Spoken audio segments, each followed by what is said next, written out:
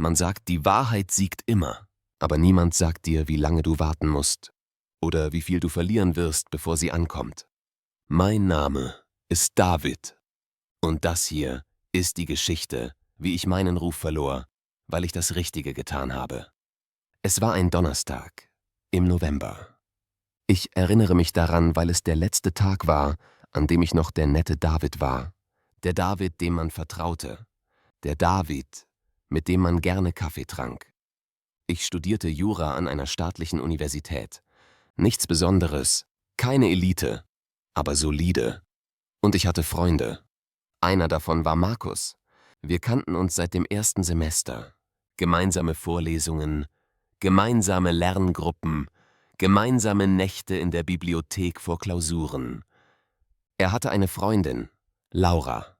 Blond, selbstbewusst, immer im Mittelpunkt. Sie studierte Kommunikationswissenschaften und sie hatte eine Art, Räume zu beherrschen, ohne ein Wort zu sagen. Ich mochte sie nicht besonders, aber das sagte ich nie. Es begann harmlos. Laura tauchte öfter in der Jura-Bibliothek auf. Ich warte auf Markus, sagte sie. Dann setzte sie sich neben mich. Anfangs dachte ich nichts dabei. Dann kamen die Fragen. Du bist aber fleißig, David. Hast du eigentlich eine Freundin? Markus ist so viel beschäftigt. Gut, dass du auch da bist. Ich antwortete höflich, kurz, professionell. Aber sie blieb. Ich merkte, wie sich etwas veränderte. Ihre Blicke wurden länger. Ihre Berührungen zufälliger. Ein Arm, der meinen streifte. Eine Hand auf meiner Schulter. Kleine Dinge, die man als Zufall abtun konnte. Aber ich wusste, dass sie es nicht waren. Eines Abends war Markus nicht da. Prüfungsvorbereitung mit einer anderen Gruppe. Laura kam trotzdem. »Kann ich bei dir sitzen?« fragte sie. Ich nickte, obwohl etwas in mir Alarm schlug. Sie setzte sich näher als nötig. Ich rückte unmerklich weg. Sie rückte nach. Dann legte sie ihre Hand auf meinen Arm und ließ sie dort. »Du bist anders als die anderen, David«, sagte sie leise. Ihre Stimme hatte einen Ton, den ich nicht überhören konnte. Ich schob meine Sachen zusammen. »Laura, das ist keine gute Idee.« »Was meinst du?« fragte sie, und ihre Stimme klang unschuldig, aber ihre Augen nicht. »Du bist mit Markus zusammen.« »Und?«, sagte sie, als wäre das völlig irrelevant. »Und das bedeutet, dass das hier nicht passieren wird«, sagte ich und stand auf. Sie lächelte. Aber es war kein freundliches Lächeln. Es war das Lächeln von jemandem, der nicht gewohnt war, Nein zu hören. »Schade«, sagte sie. Dann ging sie. Ich dachte, das wäre das Ende. Ich hätte nicht falscher liegen können. 3 Tage später bekam ich eine Nachricht von Laura. »Wir müssen reden.« Ich ignorierte sie. Dann kam eine zweite.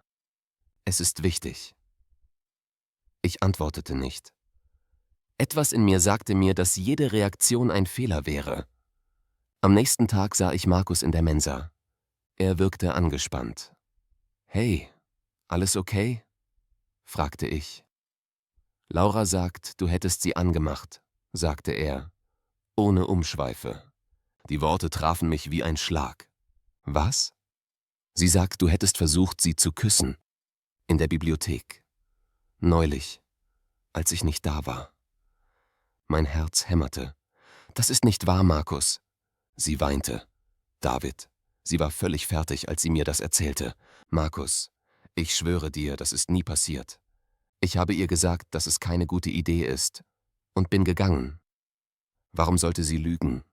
Seine Stimme war kalt. Ich hatte keine Antwort. Weil die Wahrheit manchmal nicht reicht, wenn die Lüge überzeugender erzählt wird. Innerhalb einer Woche wusste es die halbe Fakultät. Nicht die Wahrheit. Ihre Version. David hat versucht, Laura zu belästigen, während sie auf Markus wartete. Wie ekelhaft. Niemand fragte mich, niemand wollte meine Seite hören. Die Blicke in der Mensa änderten sich. Früher freundlich und offen, jetzt misstrauisch und abweisend. Gespräche verstummten, wenn ich vorbeikam. Ich versuchte, mit Markus zu reden. Er blockierte mich überall, auf WhatsApp, auf Instagram, überall. Ich versuchte, mit Laura zu reden, ihr zu sagen, dass das, was sie tat, falsch war. Sie antwortete, »Lass mich in Ruhe« Oder ich gehe zur Polizei. Das war der Moment, in dem ich verstand. Sie hatte gewonnen. Ohne Beweise, ohne Zeugen, nur mit Tränen und einer guten Geschichte. Die nächsten Monate waren die härtesten meines Lebens. Ich ging weiter zur Uni, weil ich mein Studium nicht aufgeben wollte. Aber ich war unsichtbar geworden. Lerngruppen, zu denen ich gehörte, sagten Treffen ab, wenn ich kam. Leute wechselten den Platz, wenn ich mich in der Bibliothek hinsetzte. Einmal hörte ich 2 Kommilitoninnen hinter mir flüstern. Das ist der Typ, vor dem Laura gewarnt hat. Man sollte ihm nicht zu nahe kommen. Ich wollte mich umdrehen. Ich wollte schreien. Ich wollte ihnen sagen, dass sie falsch lagen, dass sie einer Lügnerin glaubten. Aber ich wusste, es würde nichts ändern. In dieser Welt war ich bereits schuldig gesprochen worden, ohne Verhandlung, ohne Verteidigung. Nachts lag ich wach und fragte mich, ob es das wert war, das Richtige zu tun, Nein zu sagen, Grenzen zu setzen und trotzdem bestraft zu werden. Ich begann an mir selbst zu zweifeln. Hätte ich anders reagieren sollen? Hätte ich deutlicher sein müssen? Oder war es egal, weil Menschen glauben, was sie glauben wollen? Ich verlor Gewicht, ich schlief schlecht, meine Noten litten, aber ich gab nicht auf, nicht weil ich stark war, sondern weil aufgeben bedeutet hätte, dass die gewonnen hatte. Und das konnte ich nicht zulassen. Ich beendete mein Studium.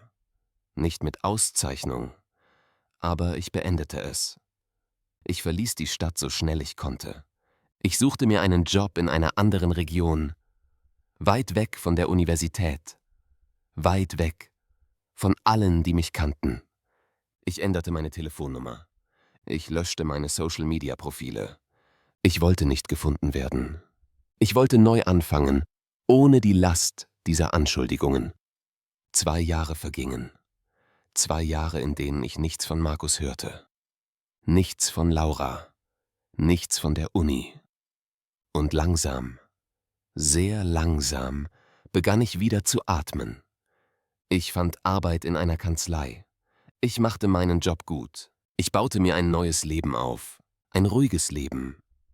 Aber die Narben blieben. Es war ein Samstagmorgen, als alles wieder hochkam. Ich saß in einem Café, allein, wie meistens. Mein Handy vibrierte. Eine unbekannte Nummer. »David, hier ist Markus.« Ich starrte auf den Bildschirm. 2 Jahre Schweigen. Und jetzt das. Ich wollte die Nachricht löschen. Aber etwas hielt mich zurück. Neugier vielleicht. Oder der Teil von mir, der nie wirklich aufgehört hatte zu hoffen, dass die Wahrheit irgendwann ans Licht kommen würde. Ich öffnete die Nachricht. »Ich muss mit dir reden, es ist wichtig. Bitte.« Ich antwortete nicht sofort. Ich wartete 3 Tage. Ich wollte sicher gehen, dass ich emotional bereit war für das, was auch immer kommen würde. Dann schrieb ich, »Was willst du?« Seine Antwort kam innerhalb von Minuten. Laura hat gelogen. Über alles. Wir trafen uns in einem neutralen Mullesin, weit weg von der Uni, weit weg von allem, was uns verband. Markus sah älter aus. Müde. Er hatte dunkle Ringe unter den Augen und wirkte, als hätte er lange nicht gut geschlafen. Er setzte sich, ohne mich anzusehen. »Es tut mir leid«, sagte er. Ich sagte nichts. Ich wollte hören, was er zu sagen hatte, bevor ich irgendwas fühlte. »Sie hat es wieder gemacht«, fuhr er fort. »Was?«, fragte ich. »Einem anderen Kommilitonen. Sie hat behauptet, er hätte sie bedrängt. Versucht, sie zu küssen. Die gleiche Geschichte wie bei dir.« »Und?«, fragte ich kalt. Dieses Mal gab es Zeugen. Leute, die gesehen haben, dass sie ihn provoziert hat. Die gesehen haben, wie sie ihn berührt hat, wie sie ihm Nachrichten geschrieben hat. Und als er sie abwies, drehte sie die Geschichte um. Meine Hände ballten sich zu Fäusten. »Und jetzt glaubst du mir?« Er nickte. »Ich hätte dir damals glauben sollen.« »Ja«, sagte ich. »Hättest du.« Ich war blind. Ich wollte nicht sehen, wer sie wirklich war. »Ich habe dich im Stich gelassen, David.« Die Worte kamen härter raus, als ich wollte, aber sie waren wahr. »Ich weiß«, sagte er. Er sah mich an, Und zum ersten Mal sah ich echte Reue. Aber Reue ändert nichts an dem, was passiert war. Sie gibt dir nicht die verlorene Zeit zurück. Sie heilt nicht die Wunden. »Was willst du jetzt von mir?« fragte ich. »Nichts. Ich wollte nur, dass du weißt, du hattest recht. Und ich lag falsch. Das ändert nichts«, sagte ich. »Ich weiß.« Stille. Dann sagte er, »Die Leute reden darüber. An der Uni. Über Laura. Über das Muster. Über die Tatsache, dass sie das schon mehrfach gemacht hat.« »Und über mich?« fragte ich. Er zögerte. »Einige erinnern sich. Einige sagen, dass sie sich geirrt haben könnten, dass sie vorschnell geurteilt haben.« »Könnten«, wiederholte ich bitter. »David, ich kann die Zeit nicht zurückdrehen. Aber ich kann die Wahrheit sagen, öffentlich. Ich kann klarstellen, dass du unschuldig warst. Tu, was du willst«, sagte ich. »Aber ich brauche deine Erlösung nicht mehr.« Ich stand auf. »Ich habe 2 Jahre gebraucht, um ohne euch zu leben. Um ohne diese Stadt zu leben. Um ohne die ständige Angst zu leben. Jemanden zu treffen, der mich verurteilt. Ich werde nicht zurückgehen.« Markus hielt sein Versprechen. Ich erfuhr später, dass er mit Leuten gesprochen hatte, dass er die Wahrheit erzählte. Einige glaubten ihm, andere nicht. Einige sagten, es sei zu spät. Andere sagten, man könne nie wirklich wissen, was damals passiert war. Ich bekam Nachrichten, Entschuldigungen. Wir haben uns geirrt. Es tut uns leid, wir hätten dir zuhören sollen. Ich las sie alle, aber ich antwortete nicht, weil Entschuldigungen nichts zurückbringen. Keine verlorene Zeit, kein zerstörtes Vertrauen, keine gestohlene Würde. Sie sind nur Worte. Und Worte sind billig, wenn sie zu spät kommen. Heute lebe ich ein ruhiges Leben. Ich habe einen Job, der mich erfüllt. Ich habe Kollegen, die mich respektieren, ohne meine Vergangenheit zu kennen. Ich habe Frieden gefunden, aber ich habe auch Narben. Narben, die mir zeigen, dass manchmal wirst du bestraft, weil du das Richtige tust. Manchmal siegt die Lüge für eine Weile. Aber die Wahrheit wartet. Sie hat Zeit. Und wenn sie kommt, bringt sie alles mit sich. Jede Lüge, jede Ungerechtigkeit, jeden Moment, in dem du allein warst und niemand dir glaubte. Das war meine Geschichte. Nicht von Rache, sondern von Geduld, von Würde und von der stillen Gewissheit, dass die Wahrheit stärker ist als jede Lüge, auch wenn es 2 Jahre dauert, auch wenn du in dieser Zeit alles verlierst. Die Wahrheit bleibt. Und am Ende bist du der Einzige, der nachts ruhig schlafen kann, weil du weißt, dass du das Richtige getan hast. Und das kann dir niemand nehmen.